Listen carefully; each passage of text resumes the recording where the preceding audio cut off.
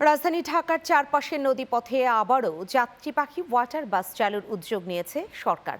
তবে তার আগে নদী দূষণ, নাব্যতা, অবকাঠামোগত সীমাবদ্ধতা এবং যাত্রী আকর্ষণের মতো বড় কয়েকটি চ্যালেঞ্জ মোকাবিলার কথা জানিয়েছেন সড়ক পরিবহন ও সেতুমন্ত্রী শেখ রবিউল আলম। জানান, আগামী 2 থেকে 3 মাসের মধ্যে পরিকল্পনা চূড়ান্ত করে বেসরকারি খাতকে যুক্ত করা হবে। বিস্তারিত জানাচ্ছেন আখতারুজ্জামান রকি। সচিবালয়ে মন্ত্রিপরিষদ বিভাগে নৌপথ চালু নিয়ে সভায় সভাপতিত্ব করেন প্রধানমন্ত্রী তারেক রহমান। সভায় ঢাকার নদীগুলোর দূষণ প্রতিরোধ সহ নৌপথ সচল করা, ড্রেনেজ ব্যবস্থার উন্নয়ন এবং নদীর নাব্যতা ও পানি প্রবাহ স্বাভাবিক রাখতে সংশ্লিষ্ট কর্তৃপক্ষকে নির্দেশনা দেন প্রধানমন্ত্রী।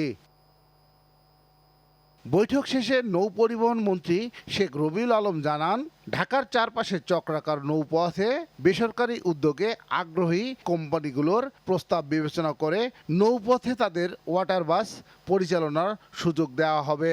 নদী সংযোগটা আছে, 4টি নদীর সংযোগ।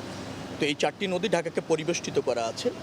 সেই জায়গাগুলিতে আমরা ওয়াটার বাস এবং যেটাকে বলা হয় নৌপথে চলাচলটা যাত্রীদের জন্য নিশ্চিত করতে চাই, মনোরম পরিবেশে নিশ্চিত করতে চাই। তো সেখানে বেশ কিছু প্রতিবন্ধকতা আছে, বেসরকারি কিছু উদ্যোক্তাদের আগ্রহ আছে। সেটা সমন্বিতভাবে কিভাবে কাজে লাগানো যায় সংশ্লিষ্ট দপ্তরকে নির্দেশ দেওয়া হয়েছে।